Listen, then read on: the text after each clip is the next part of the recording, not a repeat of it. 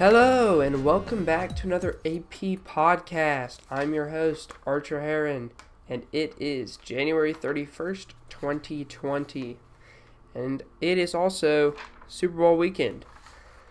This Super Bowl I am extremely excited for. Niners-Chiefs. The stage is set. Patrick Mahomes came back from two deficits in the playoffs to lead his team to the Super Bowl.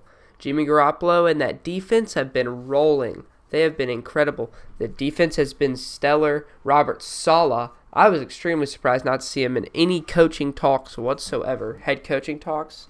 But I guess that's because his team is still in the Super Bowl. So I wanted to do a little rerun of these two teams and what they did throughout the season. The Chiefs started out pretty slow, actually. Their defense was pretty bad. It was a below average defense for the beginning of the year. And then Patrick Mahomes got hurt. And people thought, oh my God, the Madden curse. It's happening. We saw him actually fully dislocate his knee. We watched him pop it back into place on the field. And 3 games after we saw that, we saw Patrick Mahomes come back against the Titans and lose in stunning fashion. But that did not upset him. He was still going at it 110%, giving it all he had. Patrick Mahomes, all season, without any hesitation, went 100% through the brick wall he was told to run through. Patrick Mahomes had a great season. And statistically, not as good as his last season. But mentally, I think I've seen a lot of advancement and a lot of growth. I mean, that year he had behind Alex Smith, and then an MVP caliber season just to go out in the playoffs like he did against the Patriots was pretty rough. He's learned, he's grown, and I think that he is a top player in the NFL right now. And he is the reason that the Chiefs are where they are. I have to say, he has been given some of the best weapons in the NFL in Travis Kelce, Tyreek Hill, McCole Hardman, Demarcus Robinson, Damian Williams, Sammy Watkins, LaShawn McCoy. I mean, he's got a talented team he's around. But without Patrick Mahomes, none of this would be happening. I honestly don't think that this team would even be in the Super Bowl right now without Patrick Mahomes. I think they might have even lost against the Texans without Patrick Mahomes, the way they came out. Patrick Mahomes, during that game against the Texans when they went down 28-3, or 28-6, I think was actually, but that's besides the point. Patrick Mahomes was hyping his team up. I was watching the mic'd up from that week, and they had just gone down another 7, and Patrick Mahomes says, get up, come on. We're going out there. We're going to score. We're going to score. He was getting the team hype. Travis Kelce was his little hype man. They were getting it done. They were making sure the offense was ready to go. And when they needed him most, they capitalized. It was a fantastic playoffs for the Chiefs. They also had a really good game against the Titans. The Titans were a great team, and they had a lot of momentum going for them. Then that defense kicked in. That Chiefs defense stopped the run, and they made the Titans pass the ball, and that's how they won. Andy Reid has always been an incredible coach, but we've never seen him succeed like he has in the playoffs this year. And I think that he's done a great job utilizing his weapons that he's been given and making sure Patrick Mahomes has the ability to lead this team. That is why they are in the Super Bowl. Now let's move over to the other side of the ball, the 49ers. And you could say this is an extremely high caliber offense versus an extremely high caliber defense clashing. This defense for the 49ers has been amazing all season. The defensive coordinator Robert Saleh has been great. He's helped them with new schemes that offenses are just having trouble figuring out in general.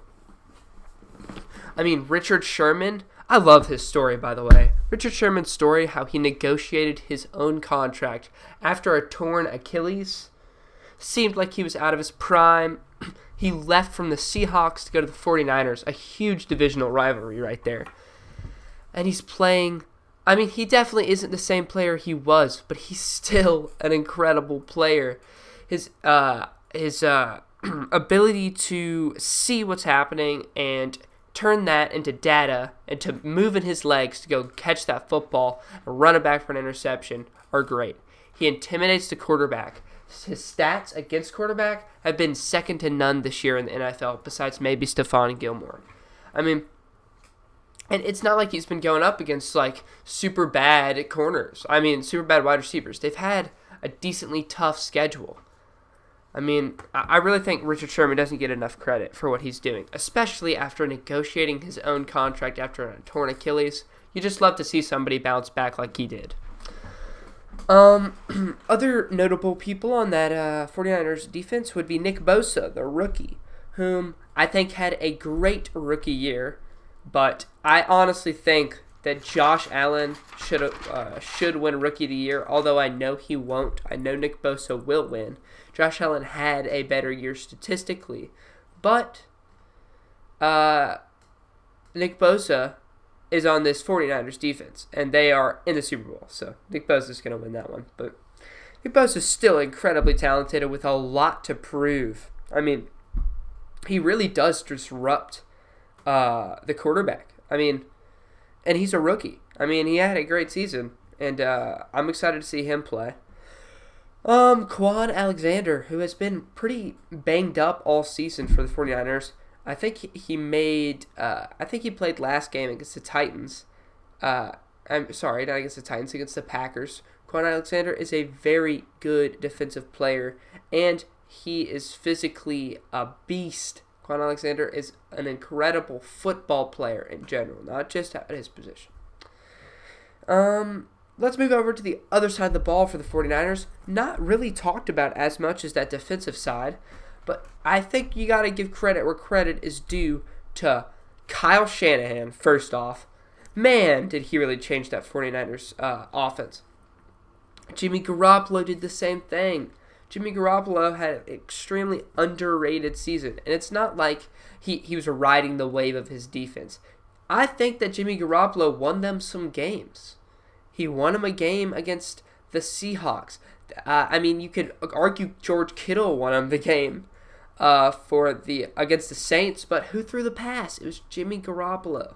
He had a good season, and I'm excited to see how he does under pressure because I know he's sat behind Tom Brady for 2 years. That is a lot of good learning experience he got. And then he went, tore his ACL, recovered, and now he's in the Super Bowl. Cool. Then we got the running backs for the 49ers, who cannot be understated. Raheem Mostert, I mean, he definitely has played well this season, but 220 and 4 touchdowns against the Packers in the NFC Championship, that's incredible. And actually, this is one of the craziest stats I've heard in a long time. He had 186 yards of rushing before he was touched by a defensive player on the Packers. 186. That is amazing. I think that might be the only stat line in NFL history you'll ever see that happen ever again. That's one of those records that can't be broken. 186 yards without being touched. Wow. They also have 3 other notable running backs to talk about. They have Jeff Wilson, who is a lesser known of the running backs, but he has played his role. He has been there to help when injuries get piled up or when people get tired. You can throw Jeff Wilson in there to confuse the defense. Oh, are they going to run it with him or are they just going to pass it? He's good. I like Jeff Wilson. Another, probably their most hyped up running back who played well but was also injured for a lot of the season was Tevin Coleman from Atlanta Falcons fame.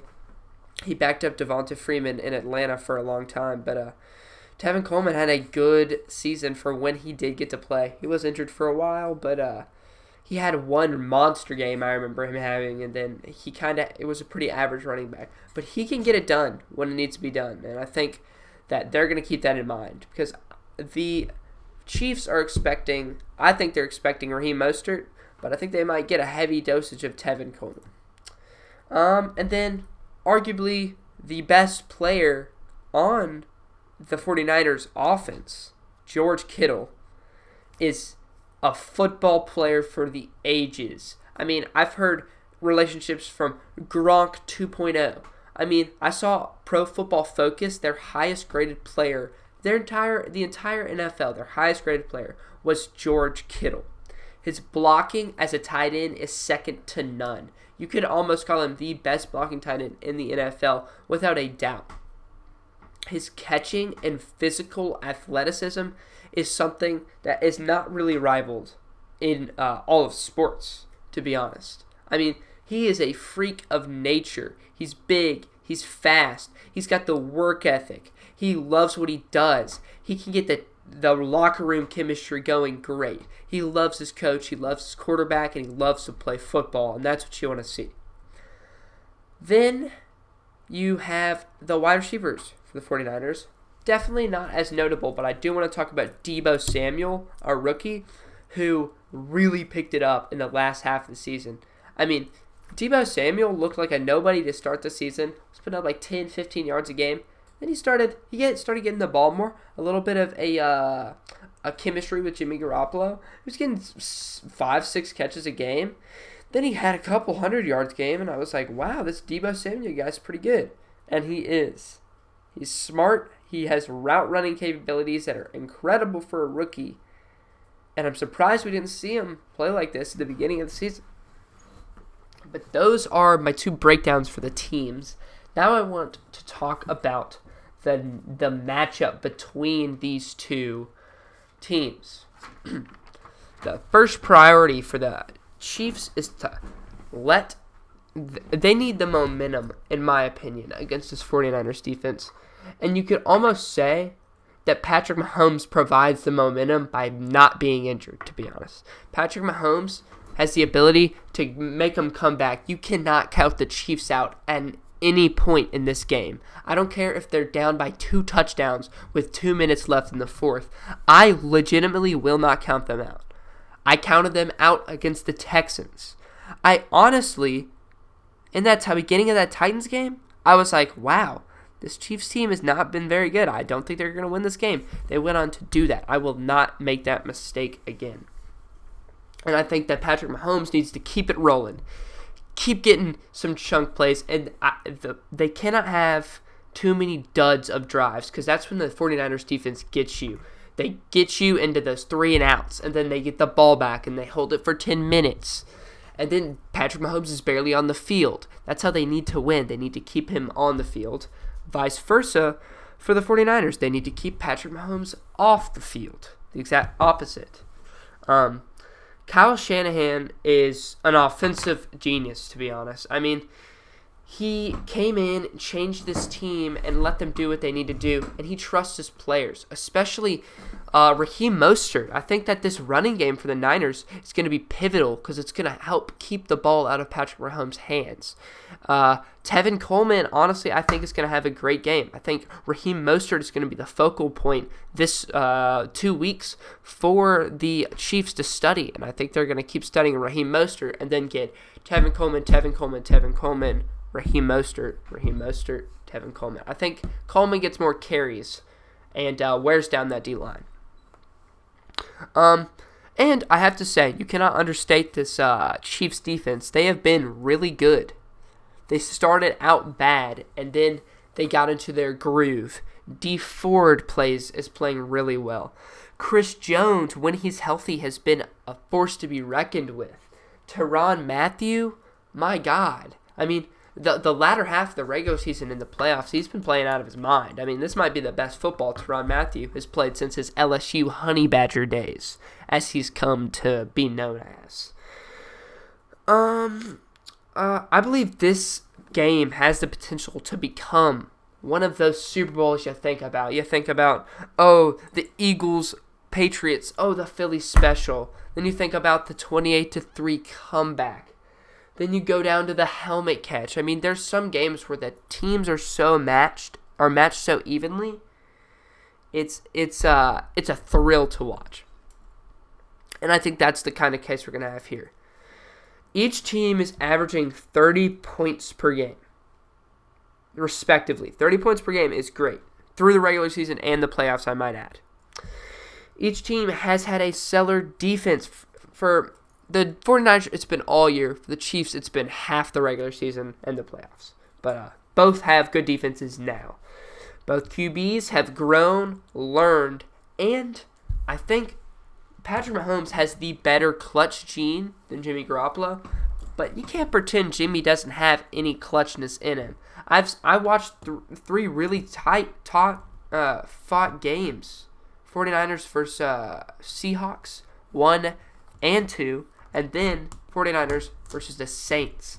And without Jimmy Garoppolo in these games, I mean, you could say they lose those. He made some pretty pivotal throws in pivotal moments. Both tight ends on each side of the teams are incredible. I mean, George Kittle, like I said, could be one of the best football players we've seen in the NFL in a long time. And Travis Kelce he gets the team hype. He's incredibly talented when it comes to catching the ball and route running, and don't underestimate his blocking. Might not be as good as George Kittle's, but he definitely has some good blocks in him. Chiefs have had tough competition, so have the 49ers. They've both had, in my opinion, pretty fair and you could say balanced seasons this year. Now I want to get down to my prediction for the game. This game has been one of the hardest I've ever had to kind of say, oh, they're going to win. Because one day I'm thinking, 49ers defense has been incredible, and I don't think that they're going to get overcome by this Chiefs offense. And then the next day I'm thinking, Patrick Mahomes? Who's going to stop Patrick Mahomes? This 49ers defense has been good, but can they stop him? I mean, it's really hard to make a prediction like this. But in my opinion, I think that the more balanced team is going to get a win here. They say defense wins championships, but, I mean, offense helps. Offense definitely helps. And I think that the 49ers are going to win this just solely because they have a more balanced team. And I don't know what to say. I can see the Chiefs winning. I can see the 49ers winning. But I have this little gut feeling in me that the 49ers are going to edge the Chiefs on this one. I hope it is a great game, and I hope that it doesn't turn into a Super Bowl we had last year, because I swear if I have to sit through another one of those, oh my God, I'm going to puke. God, that last year's playoffs and Super Bowl in general were both incredibly underwhelming and upsetting. I did not enjoy last year's NFL playoffs. This year, different story. Had a great time watching the NFL all season long. It really has been a great season, I think. I think that this has been a good season. We've seen underdog stories. We've seen teams fall. We've seen teams rise. And this Super Bowl finally doesn't have the Patriots in it. And that makes me a little bit happier every day I think about it. Thank you so much for listening to the AP Sports Podcast. This might be our last video for a little bit. We have the Super Bowl. I'll do a Super Bowl analysis after, but we're going to start getting into some NBA stuff and start talking about the playoffs there. I mean, it's getting close to the end of the regular season, all-star picks, all of that. So stay tuned. Don't count AP Sports out.